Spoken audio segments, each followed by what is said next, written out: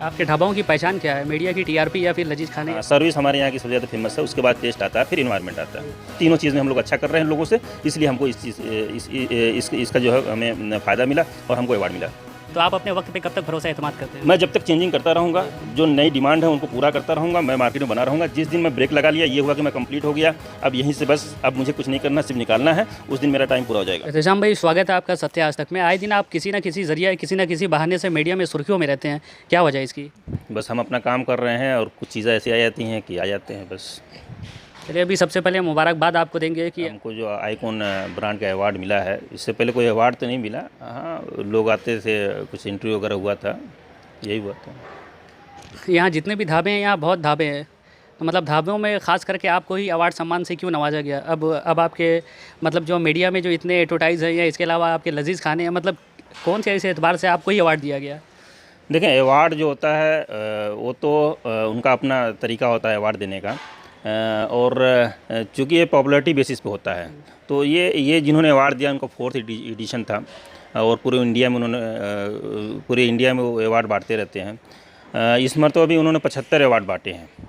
तो उस 75 में उनको चूज़ करना था रेस्टोरेंट में और ढाबे में किसी को, तो उन्होंने हमको सेलेक्ट किया ढाबे में, रेस्टोरेंट में मुंबई में किसी को सेलेक्ट किए। तो अब उनको जो है उन्होंने पहले अपने हिसाब से सर्वे किया, उनको लगा कि ये चीज़ ये इस काबिल हैं, तो जो देख रहे थे सर्विस बेसिस पे, टेस्ट बेस उस पे, पॉपुलैरिटी पे, तो उनको ये चीज़ अच्छी लगी और उन्होंने हमको कहा कि हम आपको अवार्ड देना चाहते हैं। तो हमने कहा ठीक है। कौन लोग हैं जो आपको अवार्ड से सम्मानित किए हैं? ब्लसम मीडिया है और BES करके है, जो बॉम्बे एक्सचेंज का है, बड़े बड़े वो है, उनका प्लेटफॉर्म है, वो लोग किए हैं। क्या वजह है? अक्सर नवाब ढाबे में जिस तरीके से नवाब नाम है, उसी तरीके से यहाँ खास है क्या नवाबों का?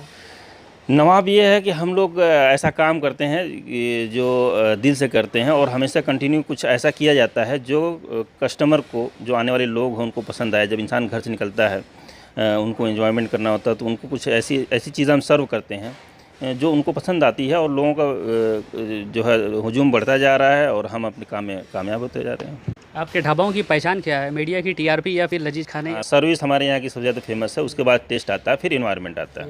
तीनों चीज़ में हम लोग अच्छा कर रहे हैं लोगों से, इसलिए हमको इसका जो है हमें फ़ायदा मिला और हमको अवार्ड मिला। दिल्ली दरबार ढाबे में जिस तरीके से आप एक कोई नया खाना लाए थे, उसी तरीके से नवाब ढाबे में क्या ऐसा खास? यहाँ पे कुछ स्पेशल तो नहीं है। यहाँ पे चिकन के बहुत सारे आइटम हैं जो फेमस हैं और आजकल हम लोग फ़िश में, पहले बहुत अच्छा मामला नहीं था यहाँ पे, अभी हम नया शेफ़ लेकर आए हैं फ़िश में, तो वो आइटम बहुत पॉपुलर हो रहे हैं, चाहे वो तावा का हो, चाहे ऑयल ड्राई हो। तावे के ज़्यादा आइटम हैं, वो अच्छा चल रहा है आजकल। अचानक ये नवाब ढाबे में डेकोरेशन इतना खास करने की वजह क्या है? इससे पहले तो ऐसा डेकोरेशन नहीं था। ज़रूरत थी, हमें एहसास हुआ, महसूस हुआ कि इस चीज़ की ज़रूरत है और हमने किया। तो मेरा हमेशा सोचना होता है कि हमको हमेशा अपने आप में चेंज रखना चाहिए। जैसे ख़ास तौर से मैं 5 साल या 6 साल तक मीडिया से दूर रहा, कभी अपना फेसबुक पर मैंने अपनी फ़ोटो नहीं डाली थी, लेकिन मुझे लगा कि वक्त की ज़रूरत है और कभी कभी आके अपने आप को प्रेजेंट करना चाहिए। तो मैंने अपने आप में चेंजिंग की और यही चेंजिंग है कि पॉलिसी में अपना रहा हूँ।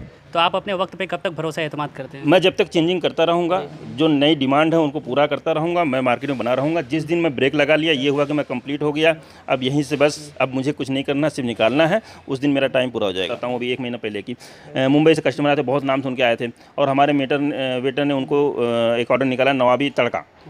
नवाबी तड़का वो बहुत स्पाइसी होता है और उन्होंने बोला यार हमको मज़ा नहीं आया, बहुत सब सी कर रहे हैं बच्चे लोग। तो फिर मैंने उनको एक नया आइटम खिलाया, बोले यार मज़ा आ गया। तो ये होता है कि लोगों के टेस्ट के हिसाब से हमको ऑर्डर निकलना रहता है और उनको पसंद आता है। यहाँ और भी बहुत ढाबे हैं, तो यहाँ ढाबे में आप बाकी ढाबे वालों को किस चीज़ में कंपटीशन करते हैं, खाना या फिर डेकोरेशन में? तीनों चीज़ में हम करते हैं, लेकिन अभी हमने जो डिज़ाइन किया है, ये ख़ास ध्यान दिया है कि लोग यहाँ आए तो उनको ऐसा नहीं लगे कि गंदगी है, वो है, तो उस हिसाब से किया गया है। अभी आपके ढाबे में बच्चे वो लोग के लिए खास करके क्या है, बच्चों के लिए? बच्चों के लिए हमने प्ले ग्राउंड का बहुत ज़्यादा रखा है। मुझे लगता है भिवंडी में किसी के पास इतना नहीं होगा। बस है, क्रिकेट का है, लेकिन बरसात में कुछ चीज़ें बंद हैं, लेकिन सबसे बड़ा ग्राउंड जो है अगर है तो हमारे पास नवाब पे है और यही लोगों को पसंद आता है, दूर के लोगों को।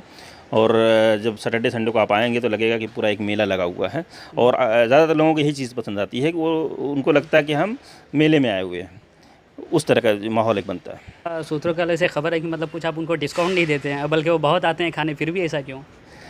हाँ, डिस्काउंट का मामला रहता है, बहुत सारे फीडबैक भी देते हैं। अभी न्यूज़ वगैरह पे कहीं पे चला तो कुछ लोगों ने वो किया, फीडबैक भी देते हैं तो 1 स्टार देते हैं कि क्या डिस्काउंट नहीं दिया।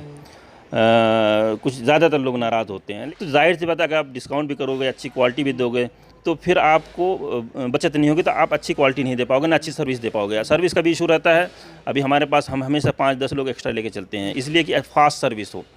फास्ट सर्विस होगी, उसके लिए आपको अच्छे बंदे रखने पड़े। जैसे आपके पास एक वर्कर है, आप उनको जो है 1 साल आप रखे, आपके पास वो ट्रेंड हुआ, आप उसकी सैलरी नहीं बढ़ा रहे हो, जाहिर सी बात, उसको जहाँ ऑप्शन मिलेगा वो चला जाएगा। तो हमारा ये होता है कि उनको रोक के रखना है, उनको अच्छी सैलरी देनी है, उनका ध्यान रखना, तो हाँ, वो हमारा ध्यान रखेंगे। जिस तरीके से आप दिल्ली दरबार ढाबे को काफ़ी अच्छे मकाम पे पहुंचाए, फिर अचानक वहां से फिर अचानक आप नवाब ढाबे पे आ गए, क्या वजह है?